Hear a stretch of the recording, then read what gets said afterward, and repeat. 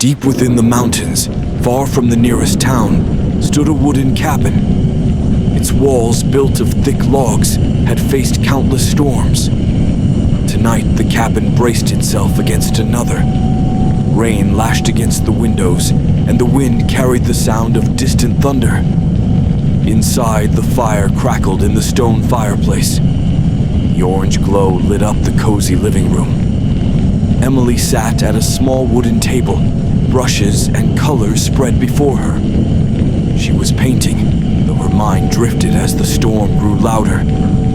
Daniel, her husband, sat on the couch with a laptop, trying to focus on his work despite the howling wind. Their white cat, Snowy, lay curled on the windowsill, tail flicking as lightning lit up the glass.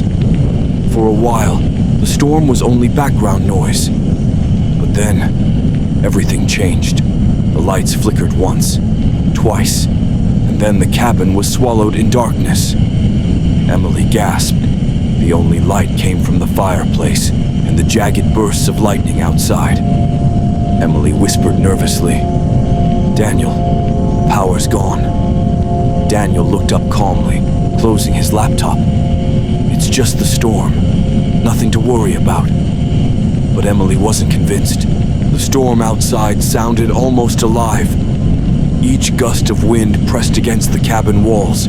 Each raindrop felt like a warning. Snowy suddenly leapt from the windowsill and ran to the front door, claws scratching against the wood. His ears perked, eyes fixed on the entrance. Emily's heart raced. Why is he acting like that? And then, 3 loud knocks echoed against the door.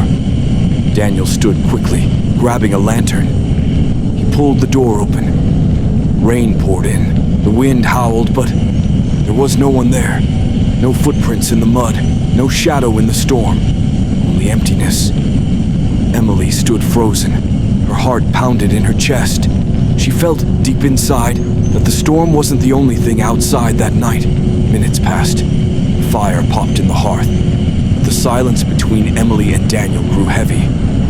Snowy paced back and forth, his tail puffed in agitation. Then, a sound. A long, slow creak from upstairs. Emily's eyes widened. "Did you hear that?" she whispered. Daniel grabbed a flashlight. "It's probably just the wind." But he didn't sound as certain as he wanted to. Together, they climbed the staircase. The old wood groaned under their weight. At the top, the hallway stretched into shadows. Daniel's flashlight beam shook slightly as he moved it left and right. The sound came again, a low, rhythmic creak. They followed it to the bedroom. There, in the corner, an old rocking chair was moving gently back and forth. No one sat in it. No breeze stirred the air. Yet it rocked on, as if touched by invisible hands. Emily clutched Daniel's arm. Her voice trembled. "Someone's here." Lightning split the sky. For an instant, a shadow appeared in the window, tall, looming, watching. But when the thunder rolled and the light faded, the window was empty. Daniel rushed forward, throwing the curtains aside. Nothing. Only rain streaking down the glass. Emily's breath shook. She whispered, "We shouldn't be here tonight." The cabin groaned around them, wood bending under the storm. And for the first time, Daniel felt it too, that dreadful sense of being watched. In the living room, Emily searched through an old chest beside the fireplace. Inside lay blankets, tools, and at the very bottom, a dusty leather journal. She flipped it open, squinting in the dim light. The writing was old, faded. Words scratched in hurried strokes. "You are never alone in this house. On stormy nights, their footsteps return." Emily's blood ran cold. She read the line aloud, and the fire seemed to dim. At that moment, the window slammed open. The wind roared into the cabin, scattering papers and embers. Candles blew out. Snowy arched his back, hissing at the shadows. And then, the crash. A violent, heavy impact above. The ceiling shook with the sound. Daniel grabbed his flashlight and ran for the stairs.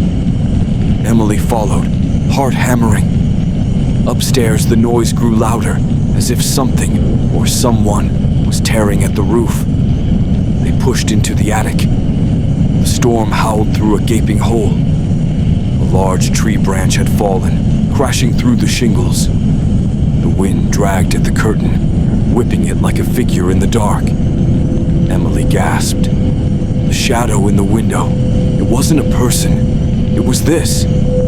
Daniel nodded. The storm made us see things that weren't there. The truth was almost a relief. The fear that had haunted them all night was only the storm itself. Emily leaned against Daniel, her breath shaky and uneven. Outside, the storm raged, but within the walls of the cabin, there was only the fragile warmth of their embrace. Daniel's arms encircled her, strong and steady, a living reminder that she was not facing the night alone. "There's nothing to fear," he whispered into her hair, though his own heart had raced wildly only moments before.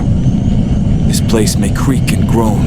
The storm may scream at the windows, but it cannot touch us as long as we're together." Emily closed her eyes and listened, not just to his words, but to the steady rhythm of his heartbeat. It grounded her, pulling her away from the chaos that rattled the shutters. She felt his warmth, and for the first time that night, a small, genuine smile touched her lips. Snowy leapt onto the couch beside them, curling his small body into a soft white ball of fur. His purring filled the silence like a delicate song, rising above the last violent roars of the storm. Even the cat seemed to know the worst had passed. Daniel rose and lit the lantern again, its glow golden and steady. He moved slowly, walking to each candle that had been blown out earlier, relighting them one by one. With every spark that caught the wick, the cabin grew brighter, warmer, safer. Shadows shrank back into the corners where they belonged. Emily watched him, her fear melting into admiration. This was why she had followed him into the mountains, into this isolated life. Not for the silence, not for the adventure, but because in the darkest nights, he carried the light. She joined him, wrapping the old blanket from the chest around both their shoulders.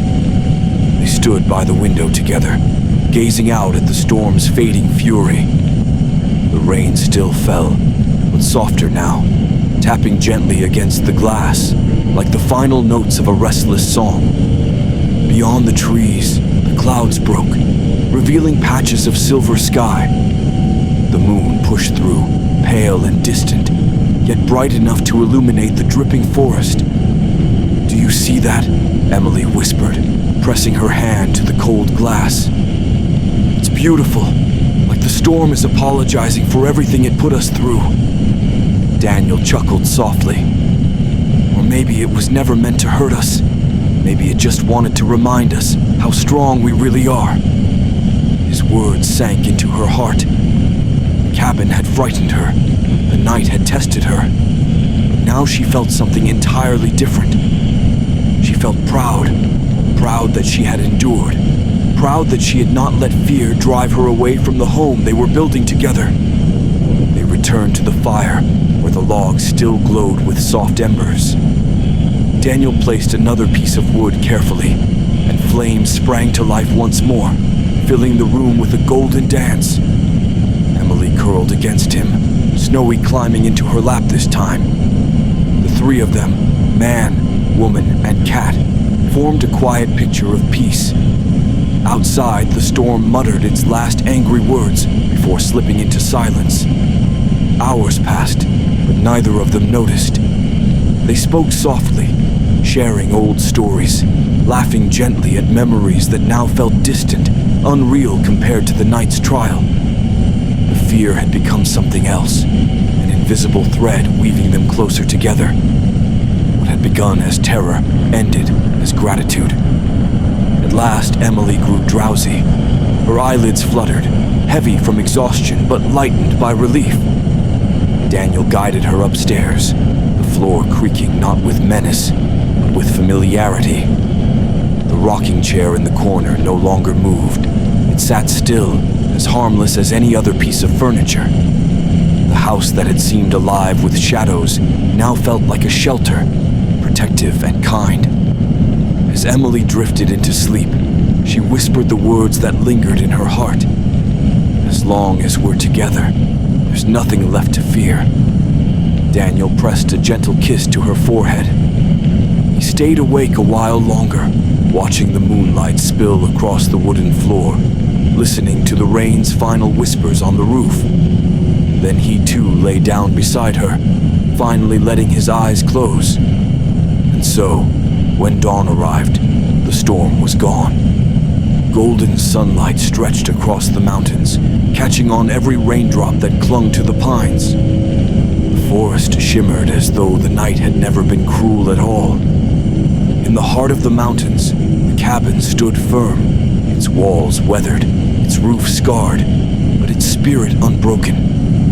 Inside slept two souls and their loyal cat, bound not by fear, but by love, stronger than any storm. The long night was over, and though the echoes of creaking floors and rocking chairs might return on other stormy evenings, Emily and Daniel knew they would never again face them with trembling hearts. For they had discovered the truth. The storm was never their enemy. It was their teacher, and together they had passed the lesson.